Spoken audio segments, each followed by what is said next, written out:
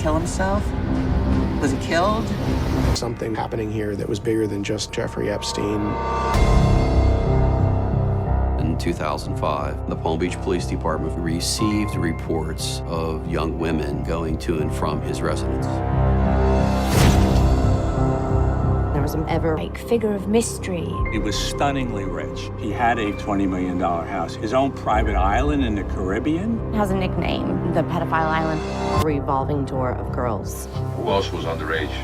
All of them. When those girls brought other girls. Minor for prostitution.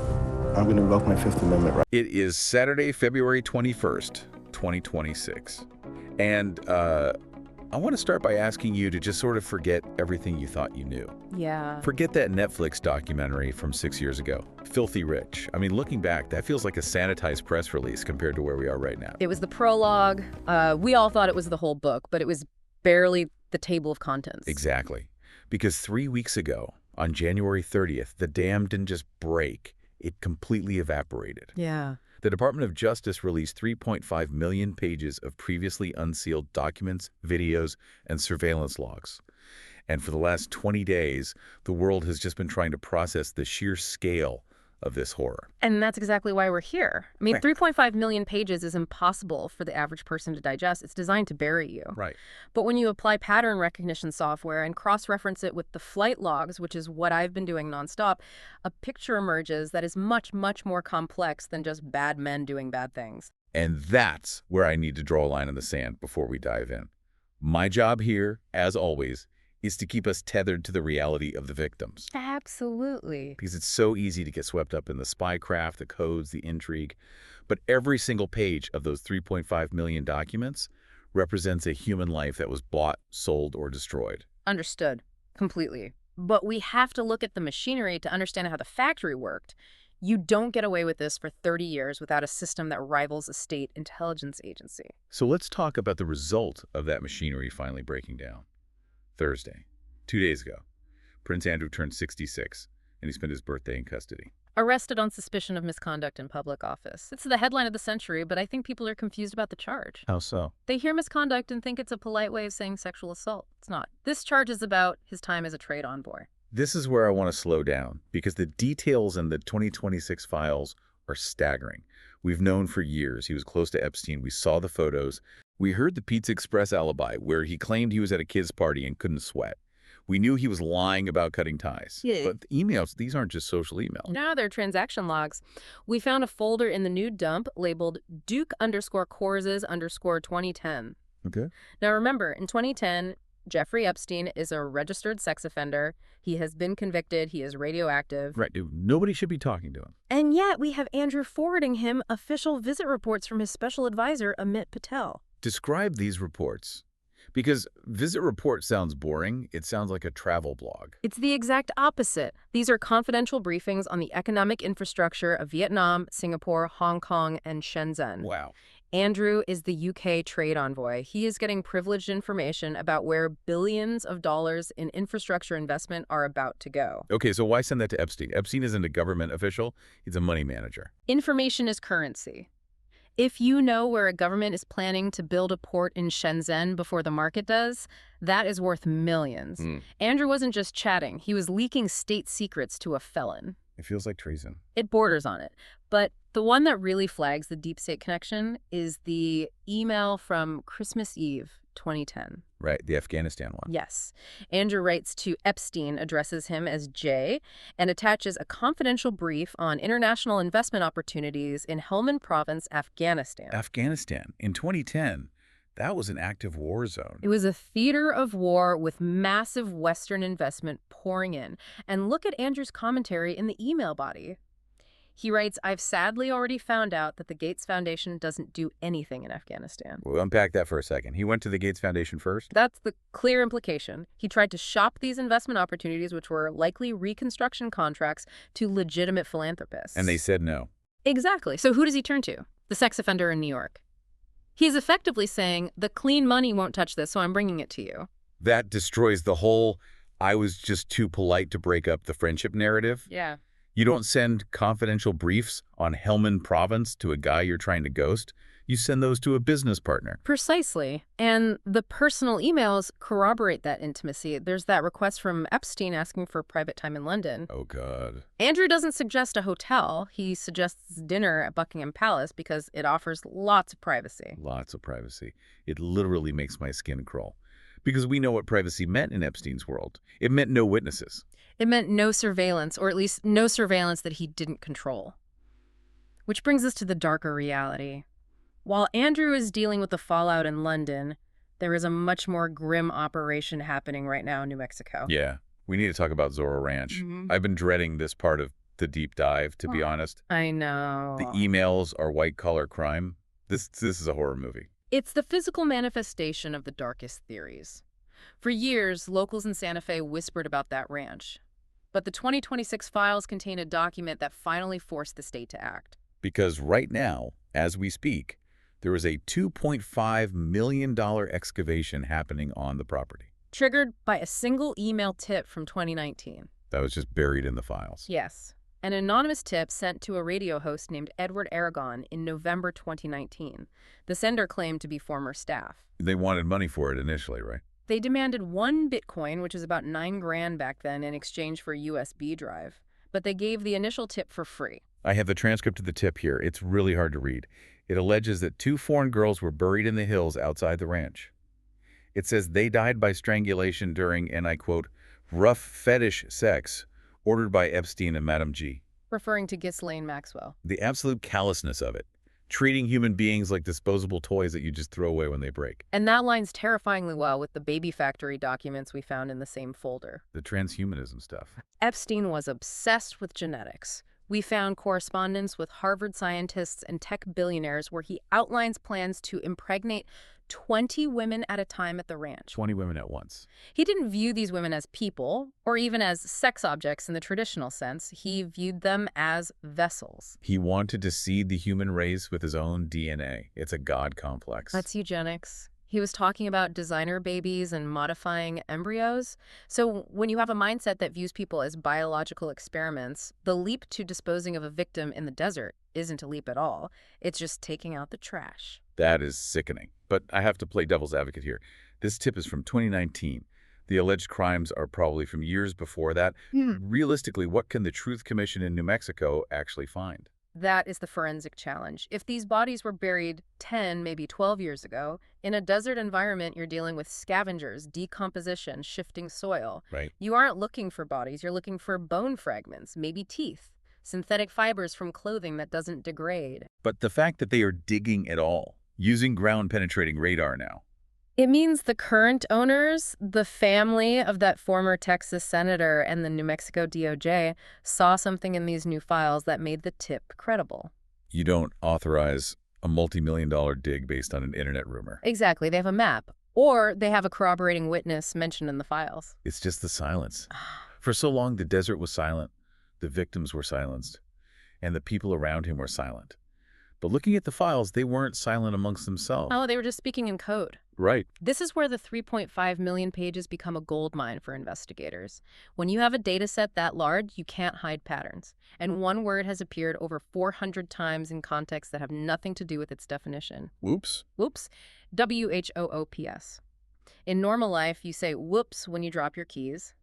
In the Epstein files, whoops appears in email threads regarding the assault of a young woman. Give us the specific context that verified this as a code. There is an exchange between Epstein and a security contractor. The contractor writes that a specific girl lied to us and asks for instructions. He phrases it as permission to handle. And Epstein's response? A single word. Whoops. And then? The girl is never seen on the flight logs again. God. It's plausible deniability weaponized. If he's dragged into court, his lawyers argue, oh, he was just surprised by a typo in the previous email. Right. But in the syntax of the organization, whoops clearly meant go ahead or clean it up. It reminds me of the pizza code. Right.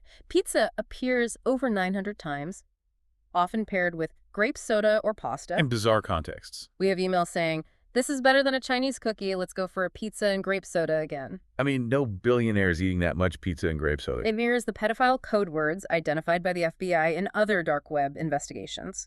Pizza usually refers to a girl.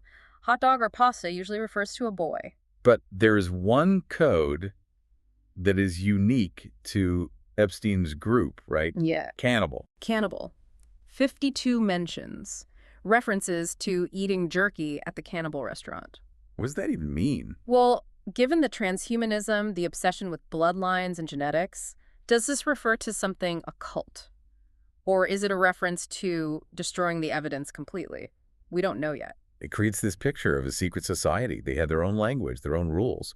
And to enforce those rules, they had their own surveillance state. This is the machinery I was talking about. We finally have the invoices. We know Epstein ordered motion-detected hidden cameras from a spy shop in Florida. The thumb drive ones. Yeah. Larry Visosky, the pilot, testified that he picked them up. But the placement is what gets me.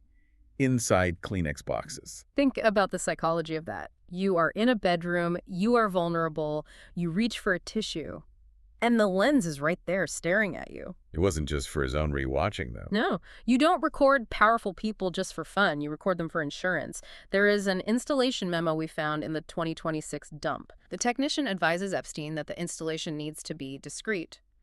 And then he writes this line, "The Russians may come in handy." The Russians may come in handy. Stop there. That sounds like a bad spy novel. Are we sure that isn't just him bragging? I would have said yes until I cross-referenced it with the visitor logs. In the month that email was sent, 3 Russian nationals with diplomatic immunity visited the Manhattan townhouse. Wow. They stayed for less than an hour. They didn't stay for dinner. They came, they picked something up, they left. So the theory is that he was offloading the footage. Or he was building a dead man's switch. If I go down, all of this gets released. Or, if you protect me, I'll give you dirt on your geopolitical rivals. It explains why he was able to operate with total impunity for decades. He had compromise on everyone. Exactly. But see, this is where I get angry. We talk about compromise, we talk about Russians and trade envoys. And meanwhile, there's a girl in that room reaching for a Kleenex who is having her life destroyed. Yeah. And she doesn't care about the geopolitics. She just wants to go home. You're right. The victim is the collateral damage in their game. We have to talk about the Farmer sisters, Maria and Annie, because their story, the new files, turned their story from a tragedy into a massive governmental failure. Maria Farmer, a talented artist, she gets hired to work the door at the NYC mansion. Epstein asks about her family, finds out she has a little sister, Annie, who is 16. The classic grooming setup, bring her on an art tour, he flies them to the New Mexico ranch, and then the trap snaps shut.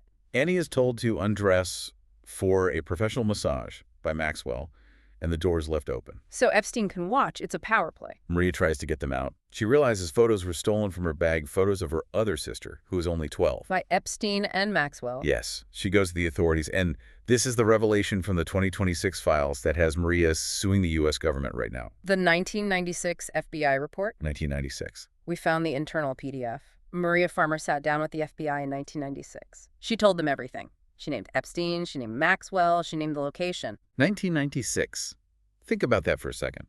That is years before the pyramid scheme in Palm Beach started, where girls recruited other girls for $200. Long before.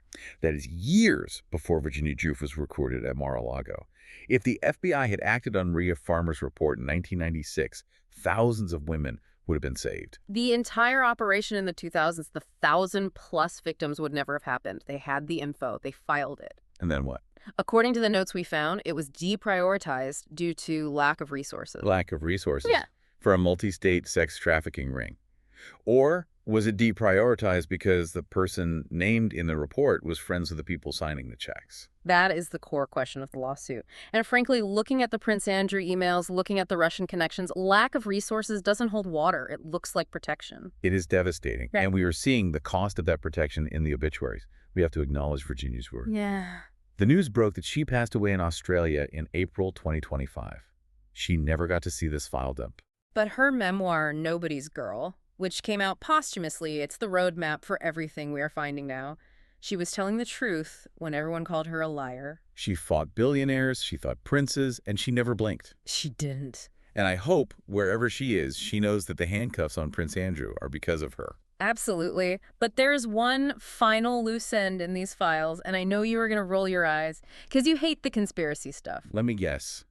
The fake death theory. We have to talk about it. Look, I've always said he died, he killed himself, The guards were asleep, the cameras malfunctioned. It's highly convenient, but it happens. I thought so too. Until page 2045 of the new release, it is a scan of the FBI logbook from the morning of August 10th, 2019. The morning he died. There is a handwritten entry, time-stamped 07:15 a.m. It records a call regarding a strategy to create a fake body to fool the press. Wait, that is in the official FBI log. Create a fake body to fool the press. Now, the official explanation, which came out in a press conference yesterday, is that they meant a decoy, a gurney with a sheet over it to distract the paparazzi while they move the real body. That is standard procedure for high-profile cases, isn't it? It is. But here is the problem. Witnesses at the hospital reported a white van and a black van.